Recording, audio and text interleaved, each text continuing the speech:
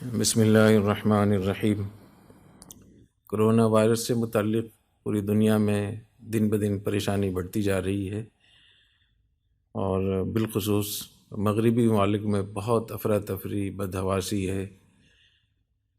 2,21,000 سے زیادہ لوگ اس کا شکار ہو چکے ہیں، اور یورپ کے کوئی درجنوں ممالک نے، 1 درجن سے زیادہ ممالک نے یا تو اپنی سرحدیں بند کر دی ہیں، یا اندرونی طور پہ اپنے نظام انہوں نے بالکل شہروں کو بند کر دیا ہے، سرحدیں سیل کر دی ہیں، اور 7 ملکوں نے $130 ارب علاج کے لیے مختص کیے ہیں۔ یورپی یونین نے $850 ارب معاشی طور پہ جو ممالک متاثر ہو رہے ہیں ان کی مدد کے لیے مختص کیے ہیں۔ امریکہ نے $1 ٹریلین 1,000 ارب مختص کیے ہیں لوگوں کی مدد کے لیے۔ اور جتنے بھی اشیاء خورونوش کے جو اسٹور تھے وہاں چیزیں ختم ہو رہی ہیں، ایک افراتفری ہے اور لوگ بہت زیادہ پریشان ہیں۔ اور بعض جگہوں سے یہ بھی اطلاعات مل رہی ہیں، جو رپورٹس آ رہی ہیں کہ لوگوں نے اسلحہ خریدنا شروع کر دیا ہے مغربی ممالک میں، کہ جب چیزیں سب نظام ٹھپ ہو جائے گا، لوگ بیمار ہو جائیں گے اور کھانے پینے کی چیزوں کی کمی ہو جائے گی، روزگار بھی بند ہو جائے گا، تو افراتفری اور حملے نہ شروع ہو جائیں۔ تو ایسی بدحواسی میں، افراتفری میں، اسلام ہمیں کیا حکم دیتا ہے؟ جن لوگوں کو اللہ تعالیٰ پر ایمان نہیں ہے، آخرت پر ایمان نہیں ہے، ان کے ہاں تو یہ افراتفری ہونی چاہیے اور ہو رہی ہے، لیکن ہم مسلمانوں کو اپنے دین کا، اپنے اسلام کا اور اپنے اللہ کا شکر ادا کرنا چاہیے کہ اللہ تعالیٰ نے ہمیں ایسا دین عطا فرمایا کہ اس میں ان سب چیزوں کا علاج موجود ہے۔ سب سے پہلی بات یہ کہ نظریاتی طور پہ، ایمانی اعتبار سے ہم اپنا محاسبہ کریں، اپنا احتساب کریں، اور 5 عقائد کی تجدید کر لیں، 5 عقائد کو دوبارہ سے تازہ کر لیں، اپنا احتساب کر لیں، تو انشاءاللہ یہ سارا خوف و ہراس ختم ہو جائے گا۔ پھر خوف کرونا وائرس سے نہیں ہوگا، بھوک اور افلاس سے اور بیماری سے خوف نہیں ہوگا، پھر خوف اللہ تعالیٰ سے خوف ہوگا کہ اللہ تعالیٰ ہم سے ناراض ہیں، اللہ تعالیٰ کو ہم کیسے راضی کریں۔ وہ 5 عقیدے کون کون سے ہیں؟ نمبر 1، اللہ تعالیٰ کی مشیت پر ایمان ہونا چاہیے۔ جو کچھ ہوا، جو کچھ ہو رہا ہے، جو کچھ ہوگا، یہ اللہ کی مشیت سے ہے۔ یفعل ما یشاء، یرزق من یشاء بغیر حساب، یفعل ما یرید، فعال لما یرید، یخلق ما یشاء و یختار، ما کان لهم الخیارہ۔ اللہ جو چاہتے ہیں کرتے ہیں۔ اللہ تعالیٰ جس کو چاہتے ہیں دیتے ہیں، جس کو چاہتے ہیں نہیں دیتے، اور اللہ تعالیٰ جس چیز کو چاہتے ہیں اس کی تخلیق فرماتے ہیں، اور جس چیز کو اللہ پسند کرتے ہیں، اختیار کرتے ہیں، اس کو اللہ اختیار کرتے ہیں۔ ما کان لهم الخیارہ، مخلوق کے پاس، کائنات کے پاس اللہ نے اختیار کا آپشن رکھا ہی نہیں ہے۔ پوری دنیا اللہ تعالیٰ کی مشیت کے سامنے بے بس اور عاجز ہے۔ ہم دیکھ رہے ہیں کہ پوری دنیا کی ایٹمی طاقتیں ہیں جن کے پاس بے انتہا وسائل تھے، سب کچھ تھا، آج کس طریقے سے بے بس بنے ہوئے ہیں۔ تو سب سے پہلی بات ہے کہ اللہ تعالیٰ کی مشیت پر ایمان ہونا چاہیے۔ نمبر 2، اللہ تعالیٰ کی قدرت پر، کہ اللہ تعالیٰ کو ہر قسم کی قدرت حاصل ہے، اور اللہ تعالیٰ کے حکم سے اور قدرت سے ہی سب کچھ ہو رہا ہے، اور جب اللہ تعالیٰ چاہیں گے اس مصیبت سے ہمیں نجات عطا فرمائیں گے۔ ان اللہ علی کل شیء قدیر، تو ہم ہمیشہ قدرت کی آیات کو پڑھتے ہیں۔ اب ان قدرت کی آیات کو پڑھنا اور سوچنے کی ضرورت ہے۔ تو اللہ تعالیٰ کی قدرت پر ایمان لانا چاہیے۔ تیسری چیز ہے اللہ تعالیٰ کی تقدیر پر، کہ جو کچھ دنیا میں ہونے والا تھا اللہ نے سب کچھ لکھ دیا ہے، کوئی نئی چیز نہیں ہے۔ تو اللہ تعالیٰ کی تقدیر پر ایمان لانا، چاہے وہ خیر سے متعلق ہو، چاہے وہ شر سے متعلق ہو، تو اس پر بھی اپنے ایمان کی تجدید کرنی چاہیے۔ ما شاء اللہ کان وما لم یشاء لم یکن، جو اللہ نے چاہا وہ ہوا ہے، جو اللہ نے نہیں چاہا وہ نہیں ہوگا۔ اور قرآن مجید میں تو اللہ یہ بھی فرماتے ہیں وما تشاءون الا ان یشاء اللہ، ہمارے دلوں میں جو چاہت پیدا ہوتی ہے یہ بھی اللہ تعالیٰ کی مشیت ہی سے پیدا ہوتی ہے۔ اللہ تعالیٰ کی مشیت ہوتی ہے تو ہم کس چیز کو چاہتے ہیں۔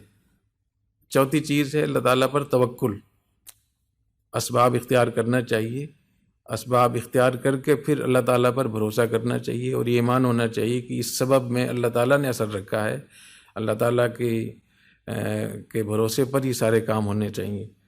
اللہ تعالیٰ پر توکل کرنے سے بھی آدمی کے اندر اعتماد پیدا ہوتا ہے اور خوف و ہراس ختم ہوتا ہے۔ پانچویں چیز ہے اللہ تعالیٰ کے فیصلوں پر راضی رہنا۔ یہ بہت بڑی کیفیت ہے، بہت بڑی ایمان کا رتبہ ہے، بہت بڑا عقیدہ ہے، تو اس کا اہتمام کرنا چاہیے کہ جو بھی اللہ تعالیٰ کے فیصلے اس پہ ہم راضی رہیں۔ یہ بندے کی طرف سے بھی سب سے بڑا عمل ہے کہ اللہ تعالیٰ کے ہر فیصلے پہ بندہ راضی رہے، اور اللہ تعالیٰ کی طرف سے بھی رضا کا اعلان سب سے بڑا اعلان ہوگا جو جنت میں کیا جائے گا۔ آخر میں اللہ تعالیٰ فرمائے گا کہ میں تم سے راضی ہوں، آئندہ کبھی ناراض نہیں ہوگا۔ تو رضا بر قضا، اللہ کے فیصلوں پر راضی رہنا، یہ بہت بڑا ایک عمل ہے، بہت بڑی اس کی حیثیت ہے اللہ تعالیٰ کے دربار میں۔ اس کو بھی ہمیں اس کو تازہ کرنا چاہیے۔ حضور اکرم صلی اللہ علیہ وسلم نے ارشاد فرمایا ان عظم الجزاء علی عظم البلاء، جتنی بڑی آزمائش ہوتی ہے اتنی بڑی اللہ تعالیٰ کی طرف سے اس کا بدلہ ملتا ہے۔ فمن رضی فلہ الرضا، جو اللہ کے فیصلے پہ راضی ہو جائے اللہ اس سے راضی ہو جاتے ہیں۔ ومن سخط فلہ السخط، جو اللہ کے فیصلے پہ ناراض ہو جائے، واویلا کرے، مایوسی پھیلائے، شکایت کرے، تو اللہ اس سے ناراض ہوتے ہیں۔ تو اس وقت میں اس بیماری سے متعلق جو بھی اللہ تعالیٰ کی طرف سے فیصلے ہو رہے ہیں ان فیصلوں پہ راضی رہنا، یہ بھی ایک بہت بڑا عمل ہے، اس کی بھی اصلاح کرنی چاہیے۔ اور آخری چیز جو ایک عقیدے کا حصہ ہمیں اس کو بنانا چاہیے باقاعدہ، اور ہے وہ یہ کہ جو بھی مصیبتیں، آفتیں اور آزمائشیں آتی ہیں وہ اللہ تعالیٰ کی طرف سے ہوتی ہیں، اللہ ان کو بھیجتے ہیں، اور اللہ نے قرآن مجید میں بار بار اعلان فرمایا کہ ہم کیوں بھیجتے ہیں۔ تو اس کا استحضار بہت ضروری ہے، اس بارے میں بھی اپنے ایمان کی تجدید کرنی چاہیے کہ آفتیں اور مصیبتیں اللہ بھیجتے ہیں اور ہمارے گناہوں کی وجہ سے بھیجتے ہیں۔ ما اصابکم من مصیبت فبما کسبت ایدیکم ویعفو عن کثیر، جو بھی تمہیں مصیبت آتی ہے وہ تمہارے گناہوں کی وجہ سے آتی ہے، اور اللہ تعالیٰ بہت کچھ تو ویسے ہی معاف کر دیتے ہیں۔ اور اللہ تعالیٰ کا مقصد عذاب دینے سے، تکلیف دینے سے، آزمائش دینے سے، مصیبتوں سے یہ ہے تاکہ لوگ اللہ تعالیٰ کی طرف رجوع کریں، لوگ توبہ طائب ہو جائیں، استغفار کریں۔ اس بارے میں قرآن مجید میں جگہ جگہ اس کا اللہ تعالیٰ نے اعلان بھی فرمایا ہے۔ فلولا اذ جاءہم بأسنا تضرعوا ولکن قست قلوبہم، ایسا کیوں نہیں ہوا کہ جب ان پر ہمارا عذاب آیا تو وہ اللہ تعالیٰ کی طرف رجوع کرتے، گڑ گڑاتے، لیکن ان کے دل سخت ہو گئے تھے۔ وزین لهم الشیطان اعمالهم، اور شیطان نے ان کی حرکتوں میں زینت پیدا کرتی تھی اور انہی میں وہ مگن تھے۔ فاخذناهم بما كانوا يكسبون، تو ہم نے ان کو پھر پکڑا ان کے گناہوں کی وجہ سے۔ ایسی فرمایا کہ اخذناهم بالبأساء والضراء لعلهم يتضرعون، ہم نے ان کو آزمائش میں ڈالا، ہم نے ان کو پکڑا مصیبتوں میں اور تکلیفوں میں اور جنگوں میں تاکہ وہ رجوع کریں، آہوزاری کریں، رجوع کریں۔ لعلهم يضرعون، اور ایک جگہ فرمایا وَلَنُذِيقَنَّهُم مِّنَ الْعَذَابِ الْأَدْنَىٰ دُونَ الْعَذَابِ الْأَكْبَرِ لَعَلَّهُمْ يَرْجِعُونَ، ہم بڑے عذاب سے پہلے چھوٹے عذاب دیتے ہیں تاکہ لوگ واپس آ جائیں۔ وَأَخَذْنَاهُمْ بِالْعَذَابِ لَعَلَّهُمْ يَرْجِعُونَ، تاکہ لوگ واپس آ جائیں اللہ تعالیٰ کی طرف۔ ظَهَرَ الْفَسَادُ فِي الْبَرِّ وَالْبَحْرِ بِمَا كَسَبَتْ أَيْدِي النَّاسِ لِيُذِيقَهُم بَعْضَ الَّذِي عَمِلُوا لَعَلَّهُمْ يَرْجِعُونَ، بر و بحر میں جو فساد برپا ہوا ہے یہ اس لیے تاکہ اللہ تعالیٰ لوگوں کو کچھ گناہوں کا عذاب چکھائے تاکہ لوگ واپس آ جائیں۔ تو اس عقیدے کی اصلاح بھی، تجدید بھی بہت ضروری ہے کہ یہ جو مصیبتیں آ رہی ہیں، وبائیں آ رہی ہیں، یہ ہمارے گناہوں کی وجہ سے آ رہی ہیں، اور اللہ تعالیٰ ہمیں بھیج رہے ہیں، اور اللہ ہمیں جھنجھوڑ رہے ہیں، ہمیں جگا رہے ہیں، بیدار کر رہے ہیں، اور ہمیں توبہ استغفار کرنا چاہیے۔